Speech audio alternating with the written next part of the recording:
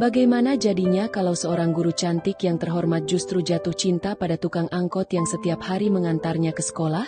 Bukan sekadar cinta biasa, tapi cinta yang bikin nyawa hampir melayang dan nama baik dipertaruhkan. Siap-siap, karena kisah ini bakal bikin kamu sulit bernapas dan terus bertanya, kenapa cinta mereka begitu rumit? Halo sahabatku semua, kali ini kita akan masuk ke kisah yang bisa mengguncang perasaan kalian, penuh ketegangan, drama, dan makna hidup yang dalam. Pastikan kalian sudah tekan tombol subscribe dan like, supaya nggak ketinggalan kisah-kisah berikutnya. Halo sahabatku semua, kali ini kita akan masuk ke kisah yang bisa mengguncang perasaan kalian, penuh ketegangan, drama, dan makna hidup yang dalam. Pastikan kalian sudah tekan tombol subscribe dan like, supaya nggak ketinggalan kisah-kisah berikutnya. Inilah kisah antara guru honorer yang selalu ingin bertemu tukang angkot yang baik hati. Beginilah kisahnya. Hari itu, cuaca panasnya nggak main-main. Matahari seperti menyorot langsung ke ubun-ubun. Rani, guru muda berusia 26 tahun, berdiri di pinggir jalan, memegang map besar dan tas jinjing. Bus sekolah yang biasa antar jemput guru tiba-tiba mogok. Ojek online, nggak ada yang nyantol. Satu-satunya pilihan cuma jalan kaki hampir 2 km atau nunggu angkot yang gak jelas kapan lewat. Dia mulai resah. Hari itu ada rapat guru penting di sekolah. Dia gak mungkin telat. Tapi makin lama dia nunggu, makin panas juga kepala. Keringat udah mulai netes dari pelipis. Baju seragam udah lengket sama badan. Tiba-tiba, suara klakson kecil terdengar dari arah kanan. Sebuah angkot biru tua berhenti perlahan di depannya. Sopirnya, cowok muda dengan kemeja lusuh dan senyum tenang, membuka kaca dan nanya pelan, "Mau naik, Bu Guru?"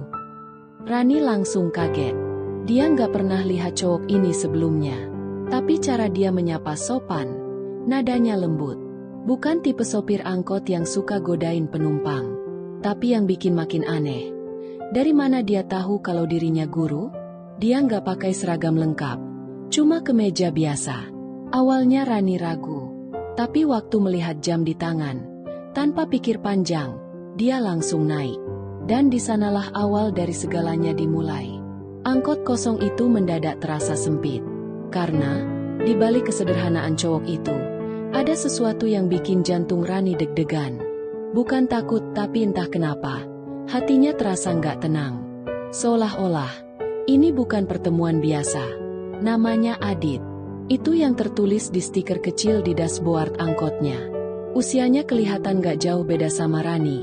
Tapi sorot matanya dewasa. Cara bicaranya santun. Dan setiap gerak-geriknya sopan. Gak banyak omong. Tapi setiap jawabannya bikin Rani merasa dihargai. Di sepanjang jalan, Rani duduk di bangku tengah. Sementara angkot itu tetap kosong. Gak ada penumpang lain. Suasana di dalam kendaraan kecil itu jadi aneh, bukan karena takut, tapi karena dia mulai merasa terlalu nyaman dengan orang asing. Sesekali Rani melirik lewat kaca spion, dan dia mendapati Adit juga sedang melihatnya. Tapi bukannya canggung, pandangan Adit cepat-cepat dialihkan, seolah malu tertangkap basah. Rani mulai heran, dia ini siapa sih? Kenapa kayaknya udah tahu dirinya guru? Padahal Rani baru pindah mengajar di sekolah itu 2 bulan lalu. Gak pernah merasa naik angkot, apalagi ngobrol sama sopir. Setelah sampai depan sekolah, Rani membuka dompet, tapi Adit langsung bilang, "Gak usah, Bu, anggap aja hadiah karena udah naik angkot saya." Rani sempat terdiam, tapi sebelum dia bisa jawab, Adit udah senyum tipis dan bilang pelan, "Saya sering lihat ibu nunggu kendaraan di depan sekolah. Tapi baru hari ini punya keberanian berhenti." Kata-kata itu bikin langkah Rani terhenti sejenak sebelum turun. Dia menoleh, tapi Adit sudah kembali fokus ke kemudi. Angkot itu langsung melaju pelan, meninggalkan debu tipis di jalan. Tapi di hati Rani, justru baru mulai muncul rasa penasaran yang gak bisa dia abaikan. Siapa sebenarnya Adit? Kenapa seperti menyimpan sesuatu di balik tatapan matanya yang tenang? Sejak hari itu, Rani jadi sering naik angkot Adit. Padahal ada banyak pilihan kendaraan lain. Tapi entah kenapa, kakinya selalu mengarah ke tempat Adit biasa mangkal. Awalnya dia pura-pura iseng lewat, tapi lama-lama malah nungguin. Adit pun gak pernah maksa ngobrol. Dia cuma senyum dan bukain pintu. Kadang mereka jalan tanpa suara, tapi justru itu yang bikin nyaman. Gak ada basa-basi, tapi suasananya hangat. Satu sore, hujan deras turun tiba-tiba. Rani baru selesai mengajar dan gak bawa payung. Ia lari kecil ke tepi jalan. Rambut dan bajunya udah basah. Saat dia mulai panik nyari ojek, angkot Adit muncul dari tikungan dan berhenti pelan. Adit turun, bukain pintu, lalu tanpa banyak omong langsung lepas jaketnya dan menyelimuti bahu Rani. "Masuk, Bu, nanti masuk angin," katanya pelan. Rani tertegun. Bukan karena jaketnya basah dan dingin, tapi karena perlakuan itu terasa terlalu tulus. Bukan dibuat-buat. Bukan sok perhatian. Di dalam angkot, cuma suara hujan dan detak jantung yang terasa makin cepat. Rani mencium aroma jaket Adit, wangi sabun dan sedikit bensin. Aneh, tapi bikin tenang. Sesampainya di depan rumah, Adit tidak langsung pergi. Dia menoleh dan berkata pelan, "Kalau ibu merasa nggak nyaman, saya nggak akan maksa buat ngobrol lagi." Rani cuma senyum, lalu bilang, "Saya nyaman kok." Kalimat itu keluar begitu saja. Tapi sejak itu, ada yang berubah. Bukan cuma sekadar rasa penasaran, tapi perlahan, hati Rani mulai goyah. Apakah ini rasa suka? Atau hanya kesepian yang kebetulan datang di saat yang sama? Hari itu ulang tahun Rani. Di ruang guru, meja kerjanya dihiasi kue kecil dan kartu ucapan dari rekan-rekan sesama pengajar. Mereka menyanyi, tertawa, dan membuat suasana jadi ramai. Tapi di tengah semua kegembiraan itu, Rani justru merasa kosong. Tangannya sibuk memotong kue, tapi pikirannya melayang ke satu nama, Adit. Sejak kejadian hujan kemarin, mereka belum bertemu lagi. Beberapa kali Rani sengaja keluar lebih awal, berharap ketemu Adit di pangkalan, tapi angkotnya nggak pernah muncul.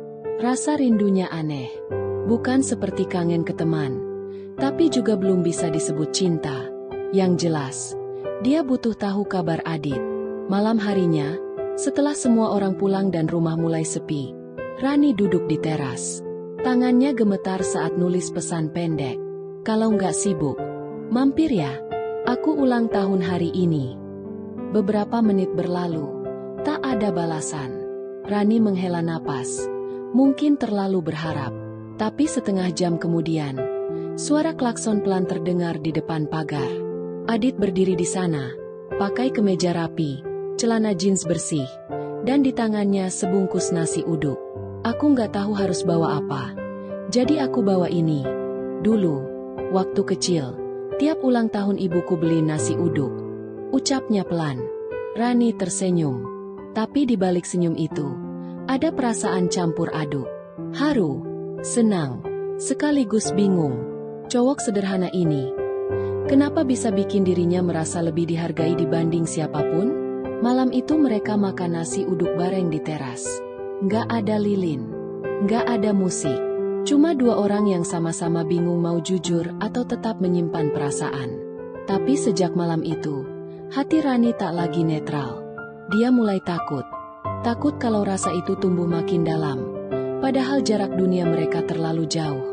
Keesokan harinya, Rani berangkat kerja dengan kepala penuh tanda tanya. Setelah malam yang hangat bersama Adit, dia mulai merasa hubungannya bukan lagi sekadar sopir dan penumpang. Tapi dia juga nggak yakin, apa Adit merasakan hal yang sama? Siang itu, saat istirahat, Rani duduk di ruang guru sambil membuka ponsel. Iseng, dia cari nama Adit di media sosial, tapi nggak ketemu. Rasa penasarannya makin besar. Siapa sih dia sebenarnya? Rasa penasaran itu terjawab secara nggak sengaja. Sepulang kerja, Rani melihat Adit dari jauh. Tapi kali ini bukan sedang nyetir angkot. Ia sedang turun dari motor gede di ujung gang rumah warga. Helm full face dilepas, dan terlihat jelas itu Adit. Motor itu bukan jenis murah. Harganya bisa puluhan juta. Rani langsung berhenti. Ia sembunyi di balik tiang listrik. Matanya nggak lepas dari gerak-gerik Adit. Beberapa anak kecil menyapanya dengan ramah. "Bang Adit, motor barunya keren." Adit cuma senyum, lalu masuk ke sebuah rumah kecil di pojok gang. Rani pun mendengar gumaman warga sekitar. Itu anak Pak Hendraya, yang punya usaha rental mobil besar itu. Ah, iya, tapi dia kabur dari rumah, nggak mau nerusin bisnis bapaknya. Rani terpaku. Jadi selama ini, Adit bukan orang biasa. Selama ini dia berpikir Adit hanya sopir angkot sederhana. Tapi kenapa dia menyembunyikan semuanya? Apa maksudnya? Malam itu, Rani memutuskan gak membalas pesan Adit yang masuk. Ia butuh waktu berpikir. Dalam diamnya, ada kecewa, tapi juga rasa bersalah. Karena jujur saja yang dia sukai justru Adit yang sederhana, bukan anak orang kaya yang sembunyi di balik angkot. 2 hari Rani menghindar. Chat dari Adit dibaca tapi nggak dibalas. Telepon masuk pun hanya dilihat sekilas. Hatinya campur aduk, antara kecewa, marah, bingung, tapi juga rindu. Selama ini, dia merasa nyaman dengan Adit karena kesederhanaannya. Tapi ternyata, semua itu ada yang disembunyikan. Sampai akhirnya, sore itu Adit datang ke sekolah. Dia berdiri di luar pagar, pakai baju biasa, wajahnya tampak lelah, tapi matanya tetap tenang. Rani yang melihat dari kejauhan sempat ingin berbalik arah, tapi langkahnya tertahan. Adit melihatnya dan langsung menghampiri. "Aku nggak mau kamu salah paham," ucap Adit pelan. Rani menatapnya dingin. "Kamu bohong, Dit. Aku kira kamu tulus jadi dirimu sendiri. Tapi ternyata kamu cuma nutupin siapa kamu sebenarnya." Adit menghela napas, lalu duduk di bangku kayu dekat taman sekolah. "Aku bukan nutupin, Ran. Aku cuma lagi berusaha nemuin siapa aku yang sebenarnya. Sejak ibu meninggal, hidupku berubah. Bapak sibuk dengan bisnis, uang selalu ada, tapi rumah kosong. Aku disuruh jadi bos, tapi aku nggak pernah merasa cocok di dunia mereka. Aku kabur. Aku mutusin jadi sopir angkot karena cuma itu cara paling nyata buat bikin aku ngerasa hidup." Rani terdiam. Kata-kata Adit terdengar jujur.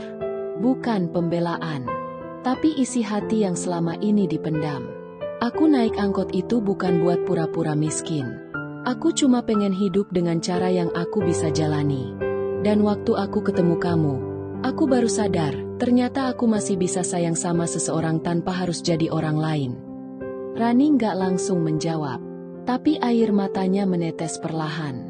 Di situ, dia sadar, mungkin bukan Adit yang salah, tapi dia sendiri yang belum siap menerima kenyataan kalau cinta itu nggak selalu datang dalam bentuk yang dia harapkan. Beberapa hari setelah Adit bicara jujur, Rani mencoba kembali menjalani rutinitas seperti biasa. Tapi diam-diam, pikirannya terus dihantui oleh satu hal, omongan orang. Di lingkungan sekolah, bisik-bisik mulai terdengar. Apalagi setelah beberapa guru melihat Rani turun dari angkot yang dikendarai Adit. "Guru cantik kok dijemput sopir angkot. Sayang banget, padahal bisa dapet yang lebih." Kalimat-kalimat itu pelan, tapi tajam, menusuk telinga dan hati. Rani berusaha cuek, tapi lama-lama dia capek juga. Dan yang paling membuatnya down, ketika kepala sekolah memanggilnya ke ruangannya secara khusus. "Bu Rani, saya paham ini urusan pribadi, tapi sebagai pendidik, kita punya tanggung jawab menjaga citra di mata masyarakat. Hati-hati dalam memilih teman dekat. Apalagi sekarang zaman medsos, semua cepat menyebar." Rani hanya mengangguk. Ia keluar dari ruangan itu dengan langkah gontai. Di parkiran, dia melihat Adit menunggu di dalam angkotnya seperti biasa. Tapi hari itu, untuk pertama kalinya, Rani memilih jalan kaki. Adit keluar dan memanggil pelan, "Rani." Tapi Rani tidak menoleh. Dia terus melangkah dengan dada sesak. Bukan karena marah pada Adit, tapi kecewa pada dirinya sendiri. Kenapa dia tidak cukup kuat menghadapi tekanan orang-orang?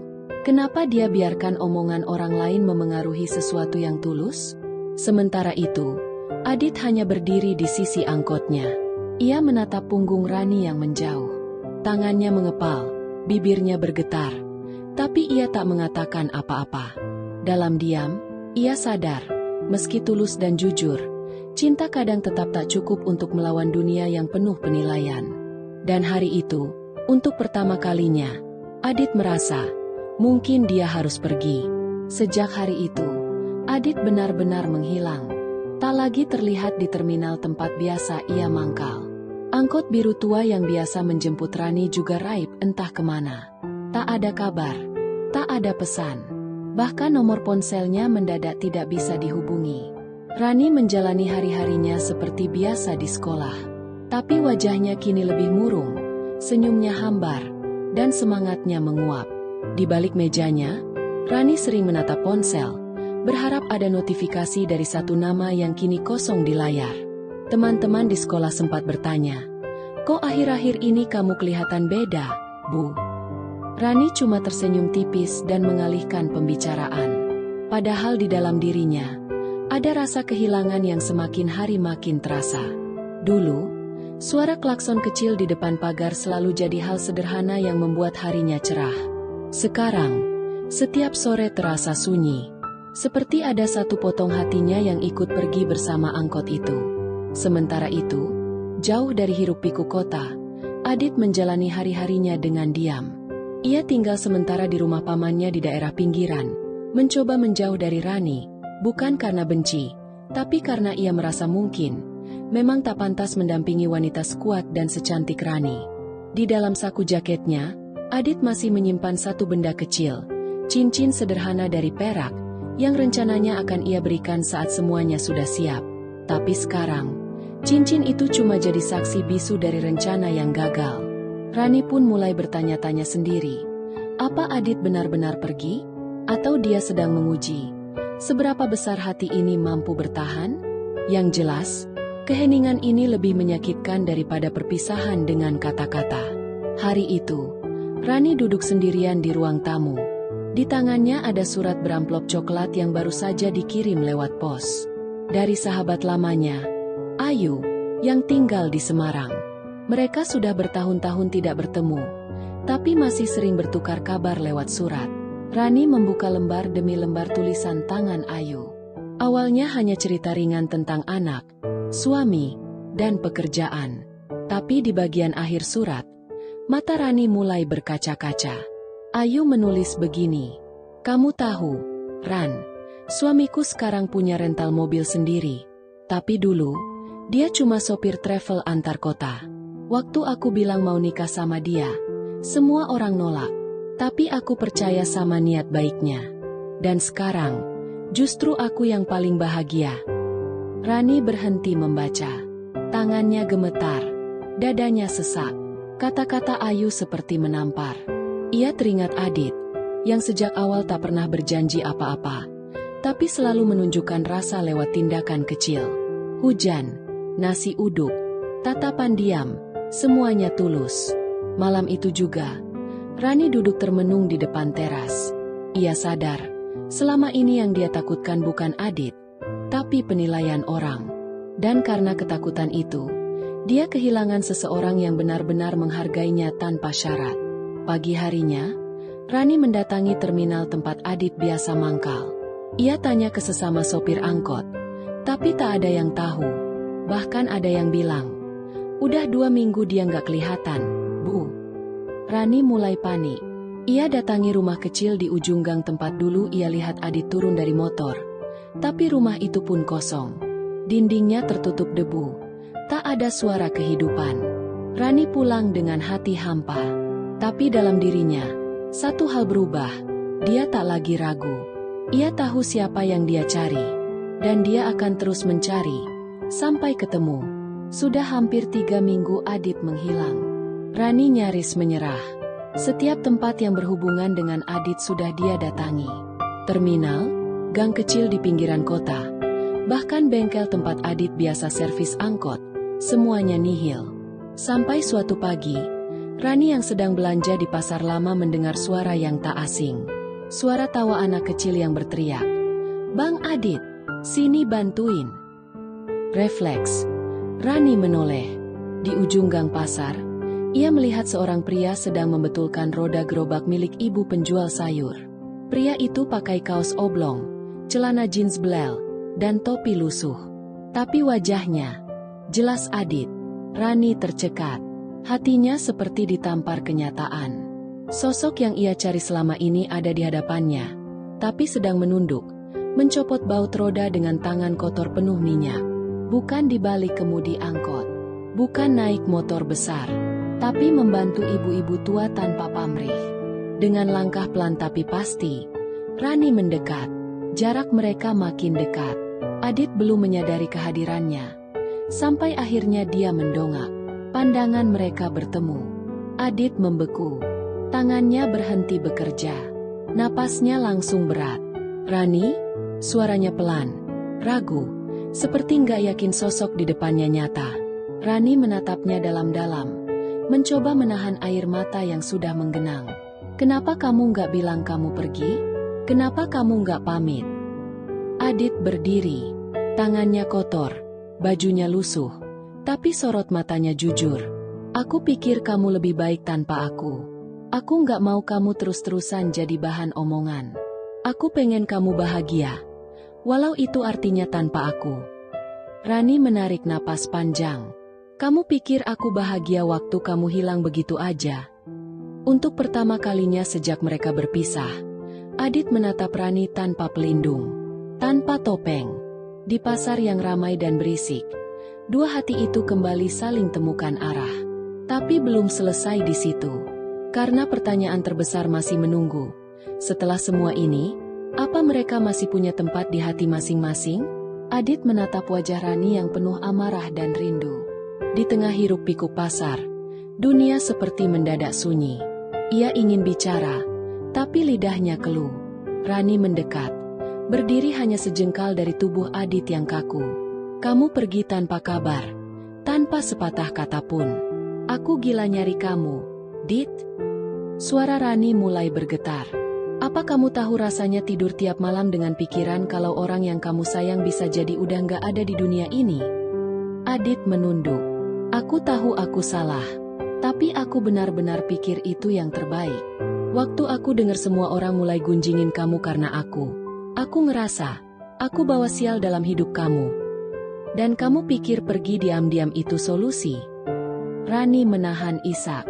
"Kalau kamu anggap aku penting, kenapa nggak ajak aku diskusi? Kenapa mutusin sendiri?" Adit menghela napas. "Karena aku takut. Aku takut kamu milih aku karena kasihan. Takut kamu bakal nyesel." Rani menatapnya tajam. "Aku nggak butuh kamu jadi pahlawan yang sok melindungi. Aku butuh kamu sebagai laki-laki yang berdiri di sampingku, bukan lari ninggalin aku." Adit diam. Lalu dengan suara parau ia berkata, "Aku masih sayang sama kamu, Rani. Nggak pernah berhenti. Tapi kalau kamu udah nemu yang lebih baik, aku rela." Rani langsung memotong. "Berhenti. Kamu bukan siapa-siapa buat milihkan apa yang terbaik buat aku. Itu hak aku." Adit terdiam. Kali ini dia benar-benar kehabisan kata. Rani menarik napas panjang, lalu berkata dengan tenang, "Kalau kamu masih sayang, buktikan. Tapi jangan pakai kata-kata. Aku mau lihat kamu berjuang, bukan menghilang." Rani kemudian berbalik, meninggalkan Adit di tengah keramaian pasar yang tiba-tiba terasa sunyi. Tapi sebelum dia benar-benar pergi, dia menoleh sebentar dan berkata, "Aku masih nunggu. Tapi jangan buat aku nunggu sia-sia." Sejak hari itu, Adit berubah total. Dia kembali ke rumah kontrakan lamanya, hidup sederhana, dan mulai jualan kecil-kecilan di pasar. Bukan buat kaya, tapi satu-satunya alasan, dia ingin dekat dengan Rani dan menepati janjinya. Tiap pagi, Adit datang lebih awal dari pedagang lain, bantu bersih-bersih lapak Rani diam-diam, lalu pergi sebelum Rani datang. Tapi Rani tahu. Ia tahu siapa yang tiap hari nyapu sisa-sisa sayur, siapa yang diam-diam naruh air bersih buat cuci tangan, siapa yang naruh segelas teh manis di meja, lalu menghilang. Ia pura-pura cuek, tapi hatinya mulai luluh. Suatu sore, saat hujan turun deras dan pasar mulai sepi, Rani mendapati payung besar terbuka di atas lapaknya. Di bawahnya, Adit berdiri diam, basah kuyup. Ia tidak bicara, hanya memegang gagang payung sambil menatap tanah. "Aku nggak mau kamu kehujanan," katanya lirih. Rani terpaku, hatinya bergetar. Ia ingin marah, tapi rindu menenggelamkan semuanya. Adit lalu menyerahkan sesuatu. Sebuah cincin tua, yang pernah ia jual saat hidupnya paling sulit. "Aku beli kembali, walau harganya 3 kali lipat. Ini milik kamu. Dan aku janji, kali ini aku nggak akan lari lagi." Rani menggigit bibirnya. Ia ambil cincin itu, memeluknya erat dalam genggaman, lalu berkata lirih, "Kalau kamu serius, bawa aku ke ibumu." Adit terkejut. "Sekarang?" Rani mengangguk. Dan saat itu juga, tanpa pikir panjang, Adit menggenggam tangan Rani dan mengajaknya menyusuri derasnya hujan. Bukan lagi untuk minta restu, tapi untuk menunjukkan bahwa cinta mereka, meski pernah jatuh, masih bisa berdiri dan melangkah bersama. Hujan masih mengguyur deras saat Adit dan Rani tiba di depan rumah sederhana milik ibu Adit. Rani menggigil, bukan karena dingin, tapi karena gugup. Ia tahu, langkahnya kali ini bukan main-main. Ia siap ditolak, tapi ia juga siap berjuang. Pintu dibuka. Seorang wanita paruh baya muncul dengan raut wajah terkejut. Tatapannya langsung tajam ketika melihat Adit bersama Rani. "Kenapa kamu bawa dia ke sini?" Suara ibu Adit dingin, menusuk. Adit maju selangkah. "Bu, saya datang bukan buat minta izin, tapi buat memperbaiki kesalahan saya." "Rani nggak salah, saya yang bodoh." Ibu Adit melipat tangan di dada. "Dia menghancurkan rumah tanggamu. Dia perusak." Rani menunduk, bibirnya gemetar. Tapi Adit berdiri di depannya, melindungi. "Bu, saya tahu ibu kecewa, tapi Rani nggak pernah jahat. Saya yang gagal jadi suami. Rani datang bukan buat merusak, tapi buat menyelamatkan saya dari kehancuran." Hening sejenak, hanya suara hujan yang terdengar. Ibu Adit memejamkan mata. Napasnya berat. "Apa kamu yakin ini cinta? Atau cuma pelarian?" Rani akhirnya bicara. Suaranya lirih tapi jelas. "Saya cinta Adit, Bu. Tapi kalau ibu nggak merestui, saya akan pergi. Tapi izinkan saya bilang satu hal. Saya mencintai dia bukan karena dia sempurna, tapi karena dia mau berubah." Air mata ibu Adit mengalir diam-diam. Perasaan seorang ibu diuji. Ia menatap Adit lama, lalu menatap Rani. Dan akhirnya, ia hanya berkata pelan, "Kalau kau siap tanggung jawab, bawa dia ke kawah. Jangan datang lagi kalau cuma main-main." Adit menggenggam tangan Rani, kuat, seolah menegaskan, "Kami akan datang, sebagai pasangan suami istri." Beberapa hari jelang hari pernikahan, rumah ibu Adit mulai ramai. Undangan disiapkan, baju pengantin sudah dijahit, dan ibu Adit, meski masih terlihat kaku, mulai menunjukkan sedikit kehangatan pada Rani. Tapi suasana hangat itu mendadak hancur ketika seseorang datang. Tanpa undangan, tanpa kabar. Sore itu, Rani sedang membantu menghias pelaminan di halaman rumah. Saat dia berbalik, tubuhnya membeku. Di depan pagar, berdiri seorang pria dengan raut wajah penuh dendam. "Bagas, mantan suami Rani. Masih pantas kamu pakai baju putih," ucap Bagas sinis. Tatapannya menusuk. Rani terpaku. Keringat dingin mengalir. Wajahnya pucat. "Ngapain kamu kesini?" Adit keluar, berdiri di samping Rani, siap membela. Bagas tertawa pelan. "Cuma mau kasih tahu. Kamu menikah sama perempuan yang dulu ninggalin rumah tanpa pamit. Dia bukan korban, Dit. Dia pelarian." Ucapan itu seperti pisau menghantam Adit. Ia menoleh ke Rani dengan tatapan bertanya. Tapi Rani hanya diam. "Apa yang dia bilang itu benar?" tanya Adit lirih. Rani menatap mata Adit. "Aku kabur karena aku disiksa. Secara fisik dan batin. Aku nggak sempat bawa apa-apa. Termasuk harga diri. Aku nggak pernah cerita semuanya karena aku nggak mau kamu malu mencintaiku." Adit menunduk. Ia bingung. Tapi juga sedih. Masa lalu Rani kembali menghantui. Bagas mendekat. Kau tetap istriku secara hukum. Kau belum cerai sah. Dan kau mau nikah lagi?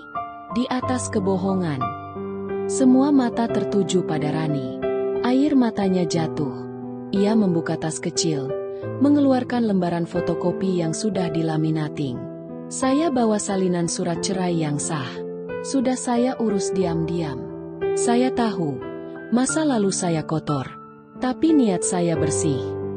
Adit menarik napas panjang. Ia memandang Rani, lalu merobek undangan pernikahan di tangannya. Aku nggak butuh undangan buat nikah sama kamu. Aku butuh keberanian untuk tetap berdiri di sampingmu, meski dunia nyinyir melihat kita. Setelah semua perjuangan yang mereka lalui, setelah luka, pengorbanan, dan pertentangan, akhirnya kebahagiaan itu datang juga. Siska berdiri di depan rumah kontrakan Rehan, mengenakan baju sederhana, tanpa make up, tapi senyumnya penuh kelegaan. Di tangannya, ada sepucuk surat pengunduran diri dari sekolah, bukan karena menyerah, tapi karena dia ingin hidup tenang, bersama Rehan, tanpa gangguan siapapun.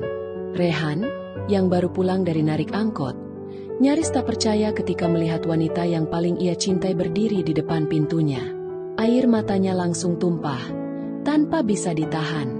Aku nggak mau sembunyi lagi, Rehan, suara Siska lirih. Kalau aku harus mulai hidup dari nol, aku mau bareng kamu. Mereka memulai hidup baru. Sederhana, tapi penuh ketulusan. Rehan berhenti jadi sopir angkot dan membuka bengkel kecil, dibantu oleh teman-teman lamanya. Siska ikut bantu mencatat keuangan, sambil mengajar anak-anak sekitar secara sukarela di rumah kontrakan mereka. Namun, kebahagiaan itu tidak datang tanpa harga. Keluarga Siska mencoret namanya dari kartu keluarga. Teman-teman lamanya menjauh. Tapi anehnya, Siska merasa lebih utuh dari sebelumnya. Karena untuk pertama kalinya dalam hidupnya, dia memilih bahagianya sendiri. Cerita mereka bukan kisah cinta yang sempurna.